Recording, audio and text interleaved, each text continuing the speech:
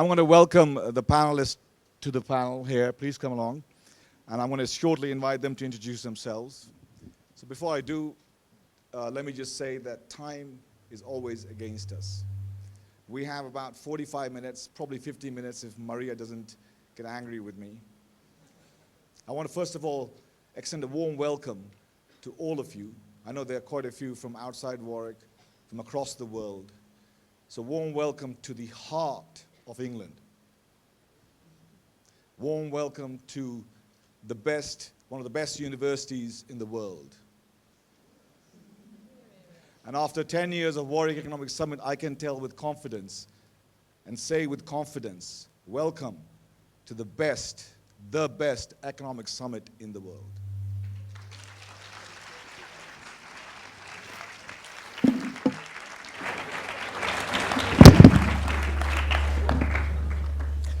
We got about 45 minutes, and my objective function is twofold. Firstly, to keep the time. We're going to go through 3 topics. Each topic will be aired for 15 minutes, so that's 45 minutes. But we will be done in about 50 minutes. Before I begin, as I said, I do want to take an opportunity. I know you're halfway through. I hope you're enjoying yourself. There's a lot of enjoyment to come through in the remainder of the day, the evening, of course, the highlight of the whole thing. And then tomorrow, of course, we have the Nobel Prize winner, Eric Maskin, flying from Harvard just for this. I want to take this opportunity, but I may not get an opportunity tomorrow, to extend a big thank you to the whole students who have organized and managed this for the last 1 year. I can't name all of them, about 50 of them, but I would be wrong not to single out 2 of them, the coordinators, Christian and Gareth. So big hand for Christian and Gareth.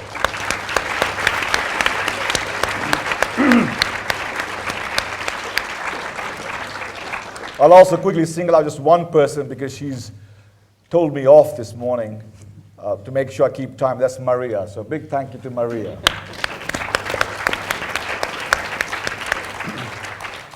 So before I tell you the format, let me invite my panelists, esteemed panelists, to introduce themselves very briefly. From the left. Thank you. Thanks very much. Good afternoon, everyone. My name's Burt. I'm the MP for Solihull. And if this is the best university in England, then Solihull is the best place in the UK to live. That's official, by the way. It is. No, seriously. And Solihull is economically, it's definitely the jewel in the crown of the West Midlands. We've got the airport, we've got the NEC, we've got Land Rover. So you can see it's quite a fantastic place to represent. I'm a Liberal Democrat MP, the first Liberal Democrat ever in Solihull. I like doing firsts, by the way. I'm first woman chairman of the Parliamentary Party, and I nearly, last week, became the first deputy leader, but hey, there you go, that's life. In Parliament, I've been my party's spokesperson for business innovation and skills for about 5 years. I gave that up a year or so ago to be private parliamentary secretary to Danny Alexander, the Chief Secretary of the Treasury. So there's a danger I might have 1 or 2 opinions about how this government is behaving economically. Thanks, Laurie, for that short bio. Chris, don't give a short bio, just a short introduction. Sure, thank you very much. Laurelie's already given us so many contentious points to argue about. Not least, my constituency, Warwick and Leamington, happens to actually really be the best place and the best constituency in the country, obviously. The only disappointment I have in Warwick and Leamington is that the Warwick University is not in my constituency, which one day, if I ever rise up the ranks in Parliament, I hope to change. I'm a member of the International Development Select Committee. I'm the co-chair of the all-party group on manufacturing, Conservative Member of Parliament elected in 2010, and I look forward to this debate. Thanks. Hi, I'm Natalie Bennett, leader of the Green Party of England and Wales. So you don't sit there wondering, my accent comes originally from Australia. My first degree was agricultural science, and when you put those 2 things together, it makes one of the more unusual things about me in British politics. I'm probably the only party leader who can shear a sheep. The media seem to have liked that one. One of the other things in terms of the only one, I'm very proud of the fact that when I took over from Caroline Lucas as leader of the Green Party about a year ago, it's the first time ever in British political history that one woman leader has taken over from another woman leader. And I think the fact we had to wait until 2013 to get to that point is pretty disgraceful. And just in terms of Green Party policies, you'll probably have some idea where we stand on environmental things, but some of the things that we talk a great deal about is making the minimum wage a living wage, because if you work full time, you should earn enough money to live on. We talk about renationalising the railways, and we're often told that's a really radical position, and I find it quite unusual in this panel. I'm not sitting on the far left, because that's usually where I get sat. But you know, the thing about renationalising the railways is 74% of the British public agree with us about that. And the other thing, perhaps a standout policy I have to mention in a university, is that we believe in zero tuition fees, universities. And we had a fully costed manifesto in 2010 that included zero tuition fees. Thank you. Thanks, Natalie. I wasn't expecting a party manifesto here. Well, you know. Just a short bio, Jim. I'm Jim Cunningham. This part of the university is actually in my constituency. Obviously, I can't match the other three with the list of things that they've been involved in, interested in. But in my time in Parliament, I've been Parliamentary Private Secretary at Mike O'Brien, and the departments we covered was health, energy, it was Solicitor General for a period of time, and trade and industry. And incidentally, it was Mike O'Brien and the present leader of the Labour Party that actually set up the department and produced the Secretary of State at that time, and the leader of the Labour Party was the Secretary of State for energy. So equally, I've been a former leader of Coventry City Council. Obviously, we think that Coventry, historically, has been the wealth creator or the manufacturing engine of the West Midlands, and I know my colleagues here will debate that one, but if you go back to the last recession we had, we were probably losing about 10,000 jobs a week in the motor car industry. And I'm glad to say that some of the indications are that manufacturing in general terms in the West Midlands is starting to improve, and it started to improve actually in this area. There's a lot of innovation goes on at this university, whether we talk about manufacturing or whether we talk about academia. So, and I also can remember in actual fact when this university opened, so that gives you a clue as to how old I am, and that's a long time ago. And I've gradually seen it grow over the years. So, and thanks for inviting me along here today. I look forward to some of the questions. Let's begin. Let's kick off. We've got 40 minutes now. I'm going to try to add 2, possibly 3 questions. The format will be this. Everyone, including the audience, will engage. That's the heart of the matter. Engage efficiently. We will talk efficiently and keep to the time because we're going to have 12 minutes or so per theme. So I really request everyone, panelists and audience, to keep to the time. Keep talk as efficiently as possible. Objective is to make this 40 minutes the most exciting of this 2.5 days within that time limit, 40 minutes. First theme is going to be about EU. If I had to identify why are we having a referendum next year in the UK about the UK's membership of the EU, and one single, the biggest level item would be immigration, people, the movement of people. So I want to begin, and I'll ask each panelist to give 1 minute their take on what they see to be, in terms of the big ticket items, the UK's benefits and costs, if you like, of being in the EU. And as I said, my view is that the focus is, of course, there's trade and all that, but it's about the immigration, or not having that immigration from the EU. That really cuts through everything. If that wasn't an issue, perhaps the referendum would not be happening next year. Chris, do you want to begin with that? Yes, and I will try and talk as efficiently as possible. Yes. Some politicians date their interest in politics back to reading Hansard with a torch underneath the bedclothes. I'm not one of those, I'd have to say, but I do date my first awareness of politics to the referendum on the common market in 40 years ago. And I remember putting together little badges that we would get out and get people inspired, and that referendum was eventually won. The point of the argument is that it was 40 years ago, and it was about a common market. It is a very different place now, and I think it is right and proper when something which is so significant to our lives, the way we do business, our legislation, that there is an opportunity for the British people to have their say. We are the only party that is giving that proposal forward at the moment. Perhaps Jim may enlighten me when particularly or precisely the Labour Party will change their policy on that decision. But I think it's only right that the British people can say, what should our relationship with Europe be? And I think that will be a right and proper thing to do at a referendum. Okay, thanks. Jim, 1 minute to negate all that. Yeah, I accept some of the points that my colleagues made, but in actual fact, the Conservative Party has got to look at the Thatcher years, and that's when we signed up to the single market. Now, when you sign up to a single market, eventually you have a bank, you have taxation, and you have free movement of people. And it's no good now turning around and saying, well, we don't like what's happening in Europe, mate, we want to pull out. And that free movement of people also touches on immigration, as it were, from Europe to this country. And by the way, there's quite a large number of people, citizens in this country, actually work in Europe. I was in Berlin some years ago, and I was amazed to find out that you had something like about 40,000 British workers working in the construction industry, building up, as it were, or reconstructing Berlin after the fall of the Berlin Wall. So in relation to whether or not we would have a referendum, funnily enough, our position isn't too far away from your position, because what David Cameron has actually been saying is, if he can get the conditions changed, we'll have a referendum.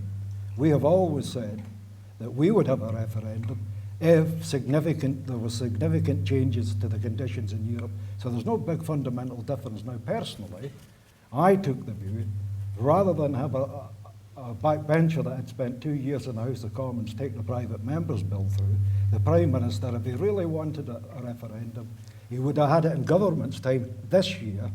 Then we could have had a referendum, and that would have tested the sincerity of the Prime Minister.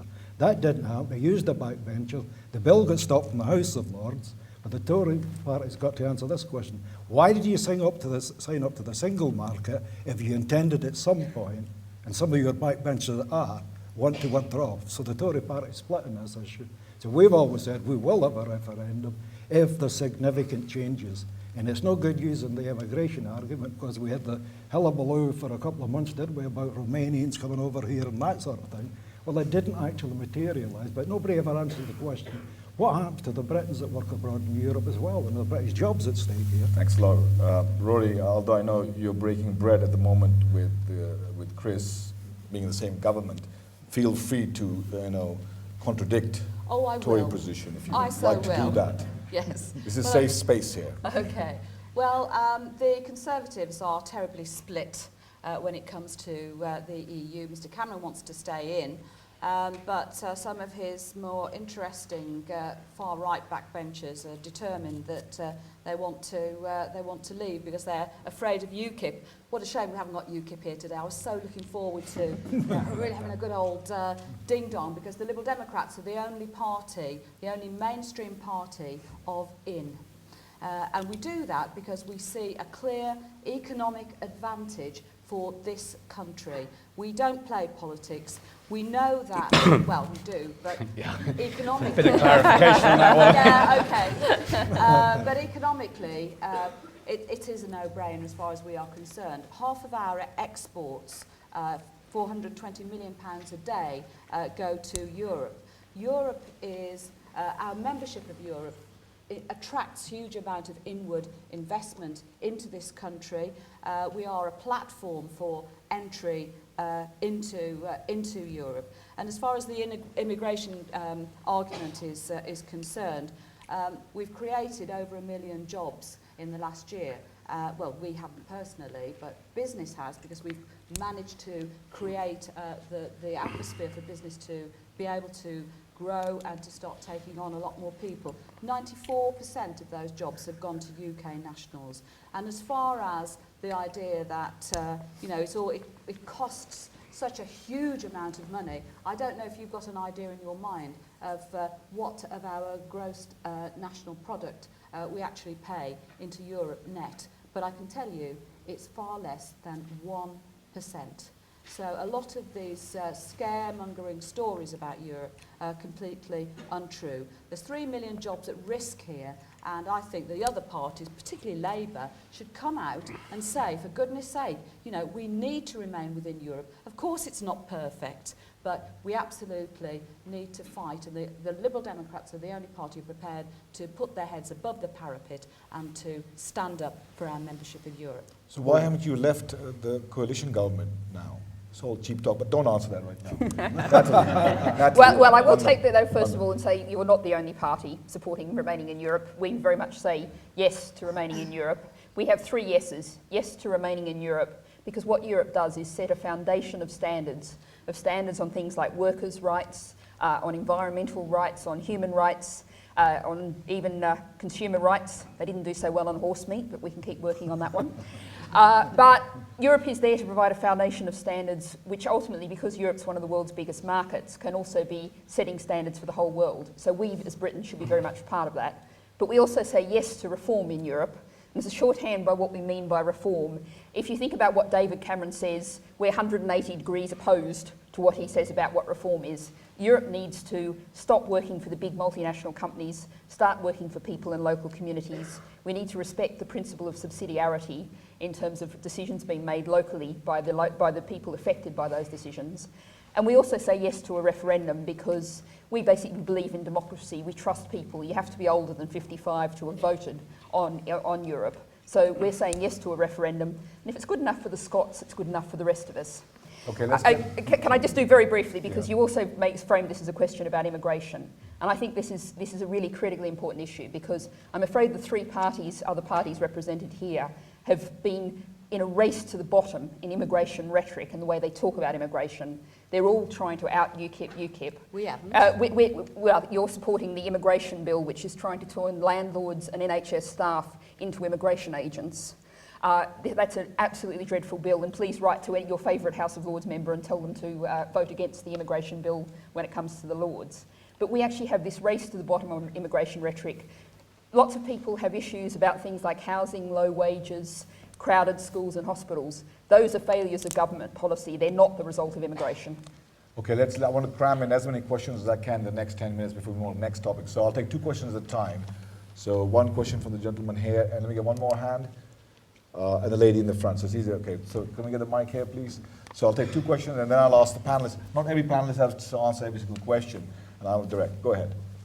I think the Europe issue is complicated, but what isn't complicated is honesty. So I have a question to 2 of the panel members, to the Liberal Democrats. 4 years ago, in Westminster Methodist Hall, Nick Clegg promised me that if he became part of the government, he wouldn't support a referendum on the Lisbon Treaty, but he would support an in-out referendum. Why hasn't that happened? Why did he lie on that? And to the Labour member, you said that the Labour Party's position has always been that there would be a referendum if a major change occurred.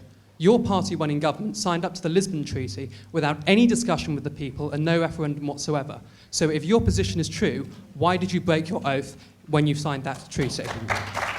Thanks a lot. The lady in the front, if you could put your question as well. Lady at the front over here. In some ways quite similar to the question, but as far as I understand it, Parliament is there to represent the people of Britain. That's like the function of democracy. So why would you object to a referendum when it's just doing that? It's representing the people. And if we're sort of not letting the people have a decision, what's the point in having like an elected Parliament in the first place?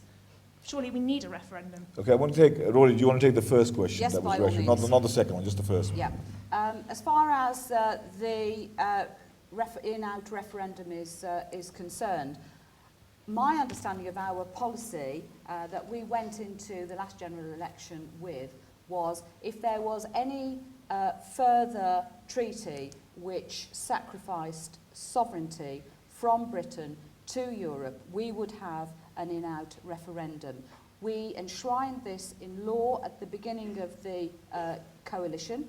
That was one of the first bills that we passed. So that is our policy, and I believe that's always been our policy. Thanks a lot. Jim, do you want to take that first question that was directed to you as well? Yeah, well, addressed to me.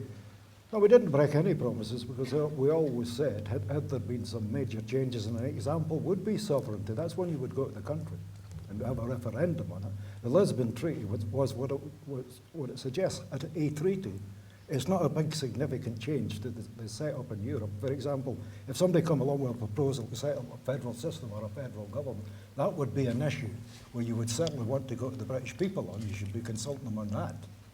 Okay, Natalie, do you want to take this question from a lady? Because the parties here probably agree Okay, well, I mean, having a referendum. we support the referendum. We believe in democracy. We believe in letting the people decide.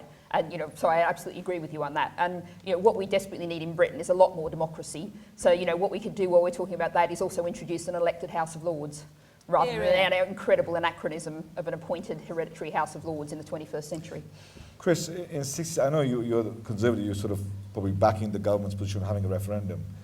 If you were playing devil's advocate to David Cameron, what would be the argument against having a referendum on this particular issue at this particular point in time? I think this is recorded, so I'm being very careful what I say. Sure, go ahead. Of course. To oppose David Cameron on this particular issue. I think just going back to where we started there, we've got, I think this is part of the problem, and forgive me, Laurie, but when you talk about the Liberals being, the Liberal Democrats being the party of in, I don't think this is really about political parties and their positions. This is about politicians as a whole being able to trust the people and let the people have a say on a debate, which I think we saw times a bit sort of my memory, but with regards to the AV referendum, where when there was a public debate where we were able to put these issues in front of the public, who are much more intelligent than perhaps politicians give them credit for, they will make a valued and appropriate decision. And I think we do need to have that debate. That debate needs to follow whatever David Cameron is able to achieve through negotiation. But it is important to be at that place so the newspapers, the media, people can stand up. UKIP, as I would agree, should be here, and we could perhaps talk to them about so many other issues as well. The issues that Natalie brings up about subsidiarity. What more could we could achieve through subsidiarity by Parliament, as you suggested, having more of a say about the way we are governed?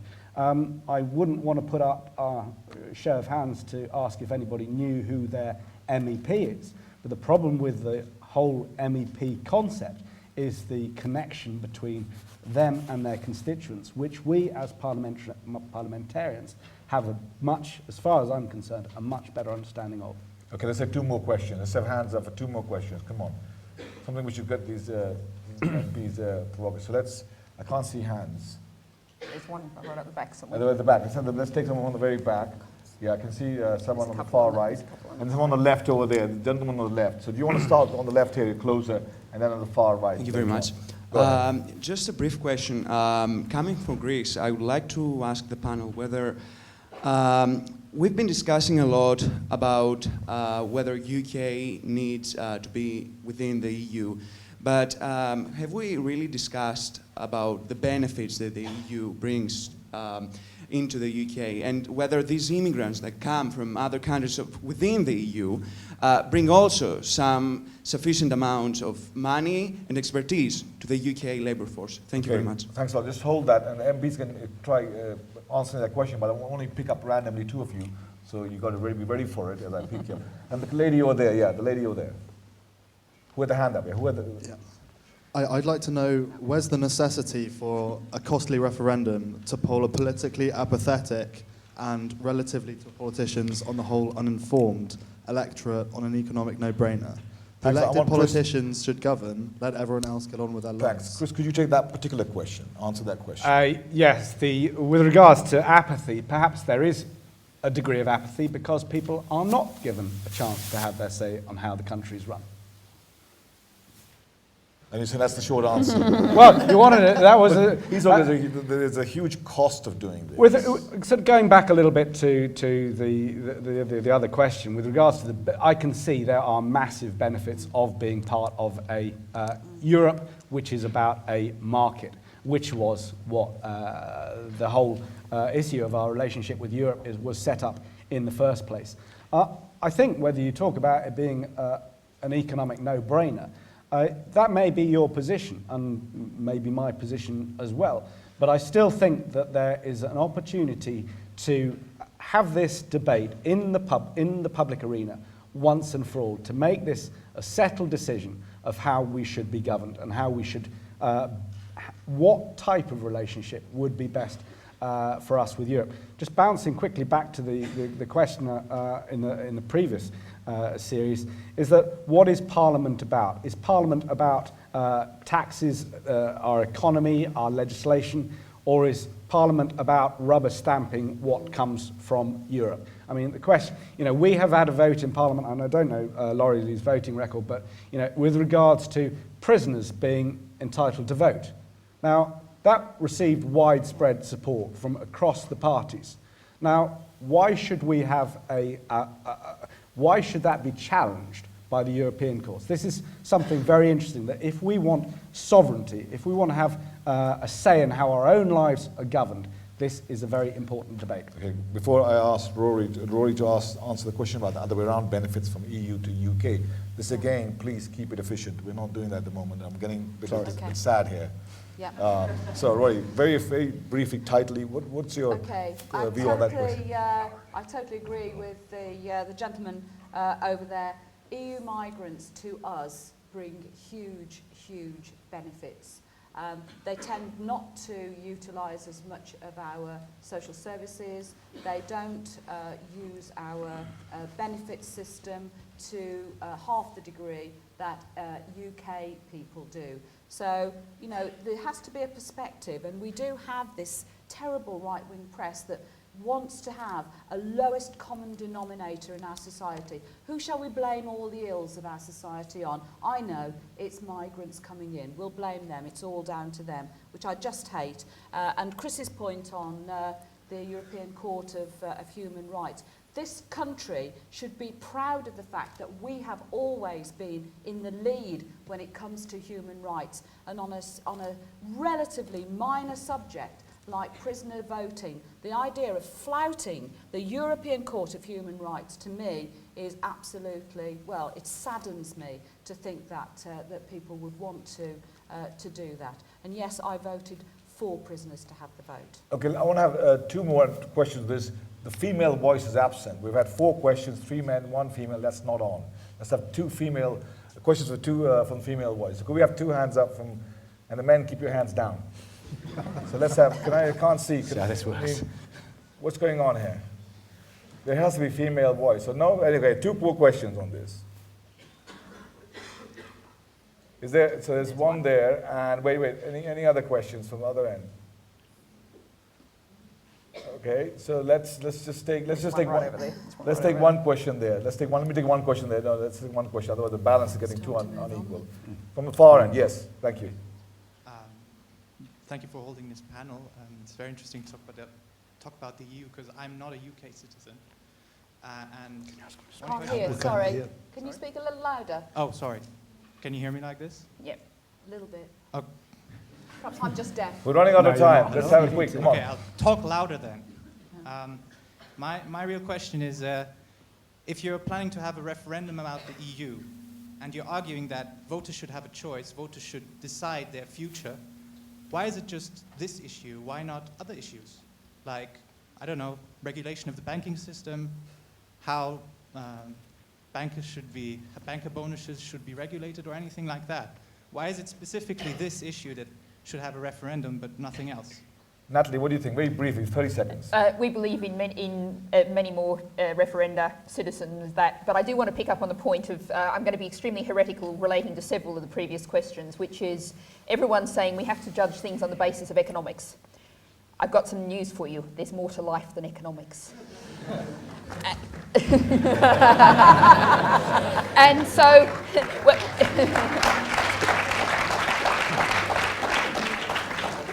And so when we're thinking about the point of, we've been talking about all the economic contribution of the EU migrants into Britain. I'd like to talk about the contribution of migrants from all around the world bring to Britain. And if we think about, since we're in a university, we think about foreign students. And it's an absolute tragedy that last month figures came out that said the number of foreign students, non-EU students at British university have dropped for the first time in decades. And that's a loss to every British student as well as every other student, because if you have foreign students from all around the world in your classes, you have the chance to learn lots of stuff from them that mightn't be academic, but you learn all about their life, their experiences, different cultures, different politics, different ways of living. And if you haven't got that, that's a real loss to all of our universities and our whole society. Okay, look, we're running out of time. I know I want to bring Jim into this. Jim, okay, Jim. Let's see whether you can stick with 20 seconds. Jim, let's see whether you can stick with 20 seconds. Briefly. Well, following on from what a colleague on my left has just said, put another way, students from abroad contribute to the British economy something like about £7 billion a year, so that gives you an idea of the contribution students make. And we talk about migrants. Look at the contribution the Asian community has made to this country, both economically and other spheres of life, like different professions like law, surgeons, that sort of stuff. That's what's not being considered when we talk about immigration. Okay, before we move on to the next topic, let me just put a quick yes or no question to the panelists. My claim is that every single politician of all parties, including you, Natalie, are scared of this issue of UK and Europe. And that's why they're passing the decision to the electorate. So, yes or no? Are you scared? No. No, you're not scared. Chris, No, are you scared? I'm up for the fight. Yes or no? I'm not. I don't You're not scared of this debate? No, I think it's very important to have the debate. I'm not scared. I campaigned against Europe in 1975. Why should I be scared? So, No, I believe in trust democracy. Okay, let's move on. so just to make the point that all the panelists agree with you, but only one of the panelists would actually be interested in a referendum to give the people a say. I think. Oh, well, no, excuse me, I said yes to a referendum. Right. Okay. So that's half the panel would agree with that. Let's move on. So, to a new topic. I've got time for that, which is to do with the fact that some of you may know that there's going to be a high-speed railway train going through right behind the University of Warwick campus to Birmingham, from London to Birmingham. Can I pick you up on that? There's not going to be. It is suggested that there be. Okay, suggested to be. And the question is to have some comments from the panelists on this in the context of what is this all about? Is destroying the environment? Probably, is it perhaps just having more homes for Londoners outside London? And it's not really meant to make economies of the West Midlands grow. So it's yet again politicians serving themselves. Chris, what do you think? I don't know how we got to the politicians serving themselves point, but as far as I'm concerned, I mean, this is one of our more career-limiting topics that we're discussing this afternoon. Having voted against HS2 every time it comes, I have the opportunity to do so. Whether as Natalie would hope, like I, that my vote will make a difference at the end of the day, because I have seen how lonely it is in the lobbies when you're actually voting against HS2. You rightly say that it's going to whiz past this university if it happens. It's certainly going to be whizzing past, because nobody here in this room is going to be able to get it. They'll have to go all the way up to Birmingham before they can come and wave hello to Warwick University. There won't be an opportunity to get off. We have recently seen how the bill is soaring from the 32 billions to the 42 billions, which is an unimaginable number, considering what else we could do with that money. I think certainly as the co-chair of the all-party manufacturing group, in terms of manufacturing, what we could do in that country with that money would be significant. I understand all the issues about legacy, and I understand all the, the north-south divide type issues, but I still think this is, we suffer so much from this country being a very southeast centric economy, and I think one of the issues which will not solve this will be HS2. I think in terms of the waste of money, in terms of how money could be put to better use, in terms of the economy, in terms of the environment, in terms of what it'll be doing to people's lives. I just would remind people about the Channel Tunnel, which was, again, a fantastic, imaginative, creative, legacy-type project. And, as the first, the final stone was being chipped out of the way, we had BMI Baby and EasyJet and all the other ways that you can get to Europe far cheaper, far quicker. And I have this danger that when we finally get around to 2026, we may be teleporting or whatever. We may have the most fabulous broadband. We may all be speaking from through the media in a much more technological and much more efficient way. Natalie, very briefly, 30 seconds. Chris, give it Okay, well, Peter Mandelson has come out and admitted that Labor, when they went for this project, and it was originally a Labor project, didn't consider alternative uses of the money. and didn't have a plan for Britain's transport. And as for the arguments that says that this is going to focus, going to help economic development in the Midlands and the North, there's one figure from HS2 themselves that utterly dispels that. On their own figures, 72% of the journeys on HS2 would be people going into London. HS2 will focus economic development, money and people even more on London. It's not a benefit to the North and the Midlands. It's a further disastrous step towards even more imbalanced regional development. Jim, 30 seconds on. Why do you cut my time short? You give her a lot of time. I think I was rather 15 less, seconds don't left. And he went rambling on as well. There, something to think about it. If you look at the history of high-speed rail, the Conservative Party had a problem with the London airports. There were lots of demonstrations, and it was raised many, many times with the House of Commons. Theresa Villiers, who was Shadow Transport Secretary at the time, proposed that. Lord Adonis grabbed it, as it were. We ran with it without thinking it through. Now, during the last election, I was opposed to it even then. And as a matter of fact, if you look at where you've got high-speed rail, Birmingham might benefit, but the other 7 districts, like the Wolverhamptons and the Coventry, won't benefit, and it could create an economic vacuum, quite frankly. And it's all orientated towards what I would say is London. The quicker you get to London, the better. London's expanded, the rest of the country's not expanded economically, and that's it in a nutshell. I don't think it'll get off the ground, quite frankly. And we've said, although I differ from my party in this, we have said if the cost reaches a certain level, we'll review that. I would like to see our party abandon it because there's no, it might be a benefit in China, where you've got a vast landmass, or the United States. But in a country like this, the investment should be going into the infrastructure, and then you'll create engineering jobs and manufacturing jobs. That's the best way for small businesses. Thanks. Rory, 30 seconds. I'm really shocked I'm the only one who's supportive of HS2 on this panel. It's just, to me, HS2 is going to link 8 out of the 10 British largest cities. It's not all about the southeast.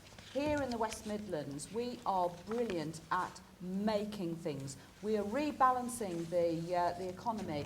Unless we achieve a better connectivity between ourselves and the south and ourselves and the north regions as well, then it's not all about the south. It's actually about the West Midlands. And the idea that the train's going to whiz past Warwickshire and oh dear, you're going to have to go all the way to Birmingham to get off. Well, you know, I mean, I just don't think that that's credible. 1 in 5 people in this country will benefit from HS2. We're talking about 1 million jobs to be created on the back of this in the wider urban areas. That to me seems really important. We're doing the biggest investment in rail since Victorian times. We're in addition to HS2, we're also electrifying 800 miles of rail in the north, compared with what Labour did, which was 9 miles of rail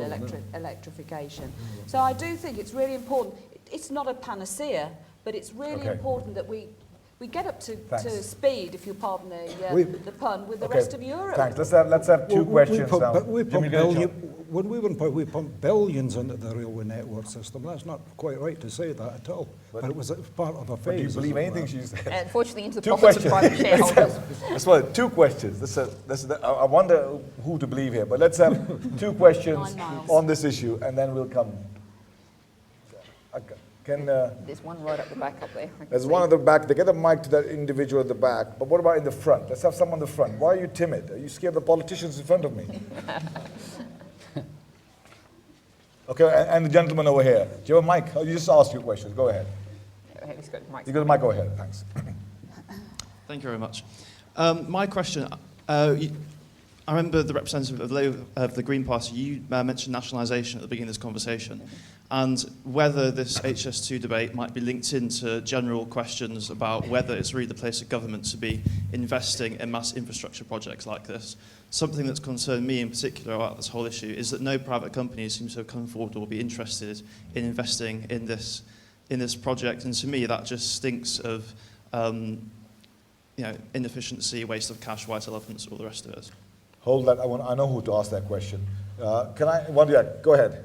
Yes, I think in principle, I think HS2 is a fairly good idea, but I mean, my reservation is only that it's a blunt instrument in the sense that there are probably other regions in the UK that could benefit equally from those kinds of transport policies. So, for example, the Southwest, which is a very sort of neglected area of the UK, could equally do with some kind of regeneration.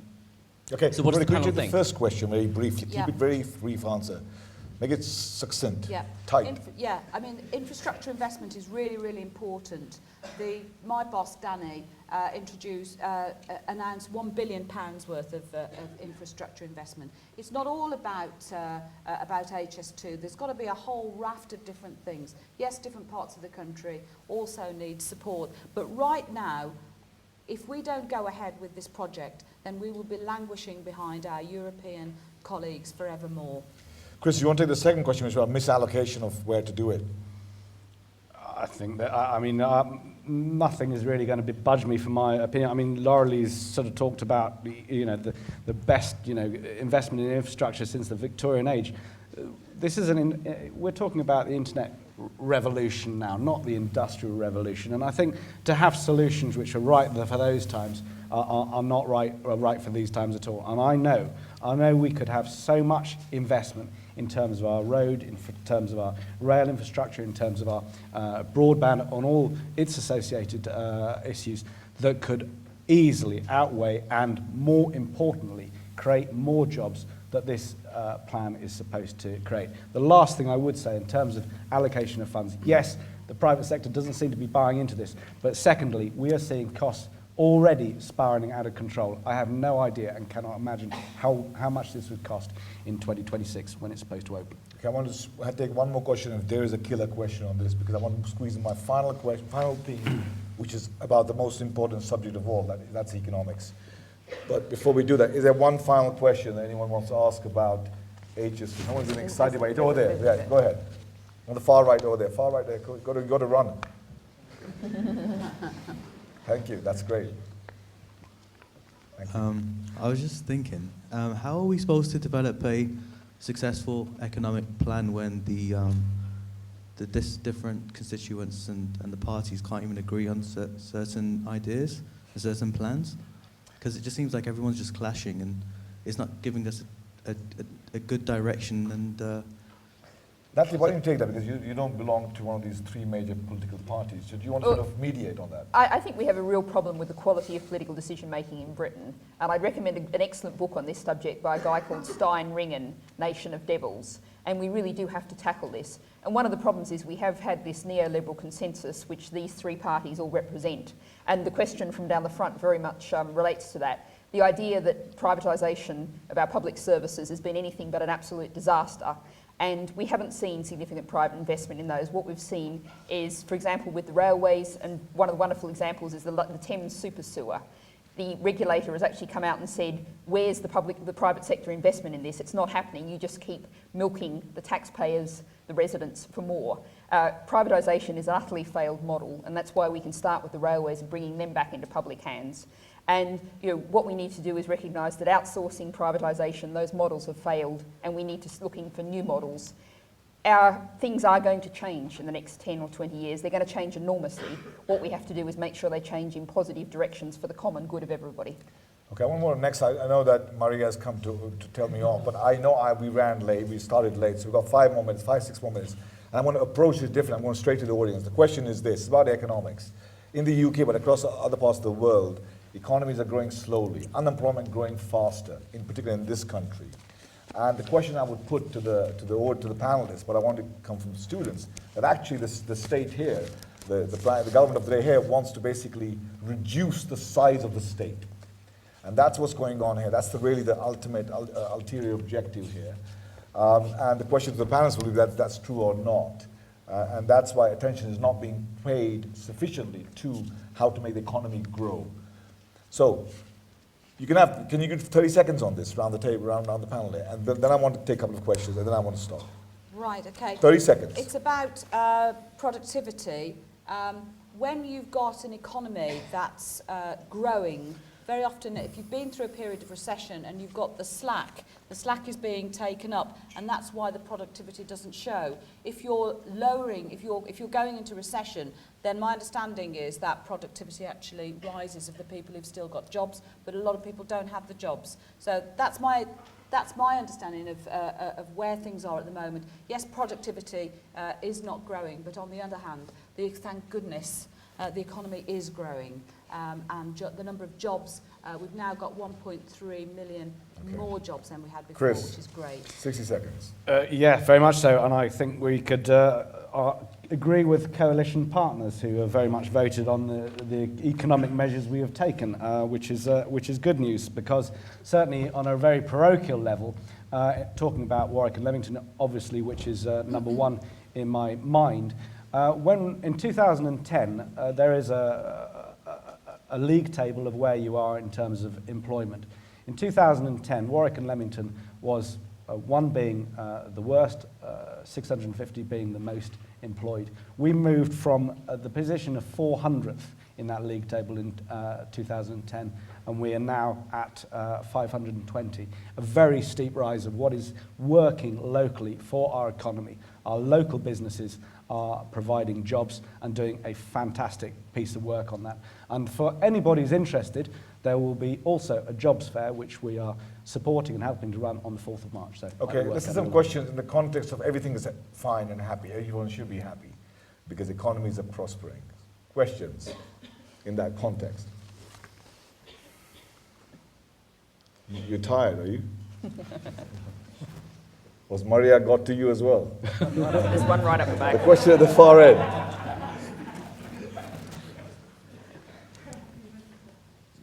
What are the panel's views on regional pay structures, particularly in the north of England, where you can see public sector pay crowding out the private sector, which can't compete because the market rate is low, because purchasing power is higher, and you see a lack of competitiveness. You see a much smaller private sector. What are your views? Jim, do you want to answer that briefly? Well, very briefly, if you take pay, particularly in the public sector, over the last three and a half years, the purchasing power is down about 5%. In other words, people have had a wage cut, and it particularly affects the public sector mostly. Private sector is very difficult to measure, but if you do the average purchasing power overall, when you look at the cost of living, is down about 5%. The people that are most incidentally are women. If you look at the last 2 or 3 budgets, when you had alterations to the tax system in its broadest sense, the 14 billion in savings, 11 billion was found by women one way or another, and they're the hardest hit. If you look at nursery costs over the last 3 years, that's gone up something like about 30%. So it's had a major impact on the cost of living here, and all that's going to happen, if and when, and I hope we do, return to, as it were, full employment, then you're going to have a situation where you're going to have a wage explosion, and that'll have an impact on inflation. So you've got a big dam that you're holding back there that's going to bust. We have a female voice, a strong female voice now from the far end. Finally. Finally, thank you. Okay, well, neoliberal argument, you cut corporation tax, corporations employ more people, and then those people pay more taxes and we get growth. Okay, that's great, but deepening inequalities would suggest it's not true. So I would challenge you to answer me why we haven't seen inequalities disappear and we've seen them deepen, if anything. And I would stress, please, perhaps not talk about the importance of local growth, because none of us actually come from this constituency. So, I'm more interested in broad growth across the country. Chris, this is a serious issue. I felt that was before you answer that, this is, you guys are not dealing with this widening gap in wealth. So answer the lady's question seriously, honestly, from the heart. Honestly, from the heart, I would start by reminding the audience that when we came to power, a letter was left on a computer saying there was no money left. And from that point of there being no money left, we had to do what we have done to fix this economy. Whichever way you cut it, more people are getting jobs. And I think first, getting a job is the best place where you can improve your quality of life. With regards to inequalities, and I think you're very right to mention that, and this is where I'd also agree with Natalie. Personally, I met with 3 other colleagues and we went to speak to the Chancellor because I feel very strongly about the minimum wage and that should be increased. I also feel very strongly about the living wage. I've certainly just taken on an intern in my office in London, and there was no question that person should be paid a proper living wage. I think there is work to do by this government, by this coalition. There's always been work to do with regards to inequalities. It is our job to make sure that those inequalities are as narrow as possible. As a question, how many of you, raise your hands, if you think this issue of growing inequality within the UK, across Europe, across the world, is a serious issue, or whether we shouldn't really pay attention to but focus on growth? So how many of you think that inequality, rising inequality, is a serious issue? It's only about 30%. That's interesting. Rory, you wanted to do about 50% of fine, 50%. What the other 50% don't care, I see. You wanted to have make some observations before we go to a close. Very quickly, on corporation tax, corporation taxes come down because we have to be competitive with other countries and attract inward investment, which creates jobs. The other thing that we are tackling, which is a big, big problem, is tax avoidance particularly by international companies. And what we've done is we've introduced a general anti-avoidance rule, which means that companies now are thinking very, very carefully before they employ questionable tax avoidance programs. Well, Natalie's shaking her head, but it is true. So I've spoken to a lot of companies.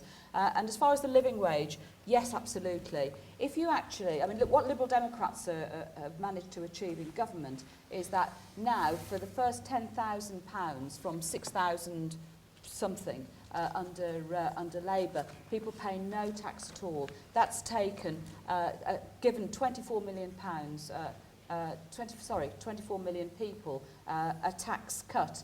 If you actually took the minimum wage and you made that minimum wage, the full minimum wage, tax-free, that would give you the living wage, and that's what we are aspiring to in the Liberal Democrats. Thanks. Natalie, you have 30 seconds.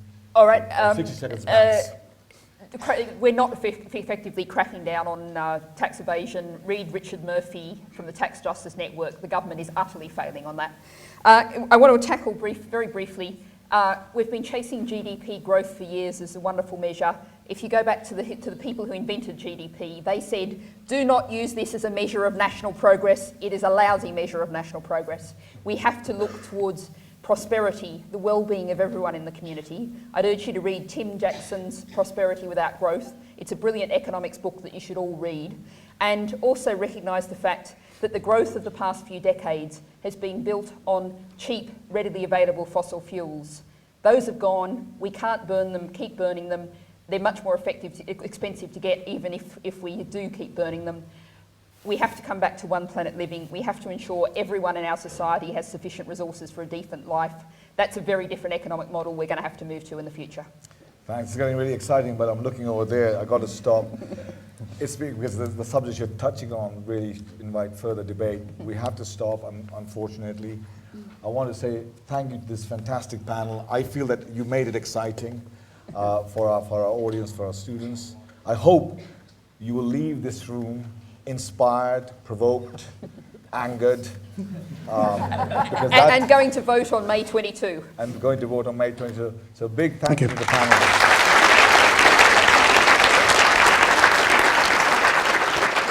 Thank you very much. Thank you.